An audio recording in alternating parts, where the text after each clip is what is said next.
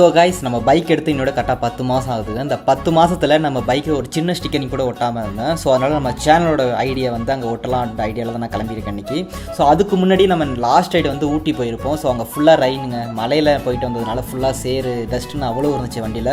So first நம்ம நியர்பையில் இருக்கிற water service கடைக்கு போயிட்டு வாட்டர் சர்வீஸ் பண்ணிவிட்டு அதுக்கப்புறம் ஸ்டிக்கர் ஒட்ட போகலான்றதுனால தான் கிளம்பியிருக்கேன். ஃபுல்லாக வாட்டர் சர்வீஸ் பண்ணிவிட்டு அப்படியே ஸ்டிக்கர் கடைக்கு போயிட்டோம். ஸோ எந்தெந்த இடத்துல ஸ்டிக்கர் ஒட்டணும் அப்படின்ற ஒரு ஐடியாவே இல்லாமல் இருந்தேன். ஸோ நான் நிறையா கூகுளில் சர்ச் பண்ணி பார்த்தேங்க, ஃபோட்டோஸ்லாம் நிறைய எடுத்து பார்த்தேன். அதில் எதுவுமே எனக்கு எதுவும் பிடிச்ச மாதிரி இல்லை. ஸோ அதனால் நானே சில பிளேசஸ் சூஸ் பண்ணி ஸ்டிக்கரிங் பண்ண ஸ்டார்ட் பண்ணிட்டோம். அண்ட் தென் நம்ம சேனல் நேமான மிஸ்டர் ஆர்டிஸ்ட்டுக்கான அர்த்தமே இந்த ஃப்ரண்ட் மார்க்காலில் ஒட்டிருக்கிற இந்த பேலட் தாங்க. ஸோ என்னோட ப்ரொஃபஷனல் பொறுத்த வரைக்கும் நான் ஒரு ஆர்டிஸ்ட்டுங்க, பேஷனாக ரைட் பண்ண ஸ்டார்ட் பண்ணியிருக்கேன். ஸோ இது ரெண்டுத்தையுமே மிங்கிள் பண்ணி என்னோட லைஃப்பை நான் கம்ப்ளீட் பண்ண போகிறேன். ஸோ மறக்காமல் உங்கள் சப்போர்ட் எனக்கு கொடுத்துட்டே இருங்க. அண்ட் தென் நம்ம பைக்கில் ஓட்டிருக்க ஸ்டிக்கரிங் எப்படி இருக்குன்றதை மறக்காமல் கமெண்ட்டில் சொல்லிட்டு போங்க.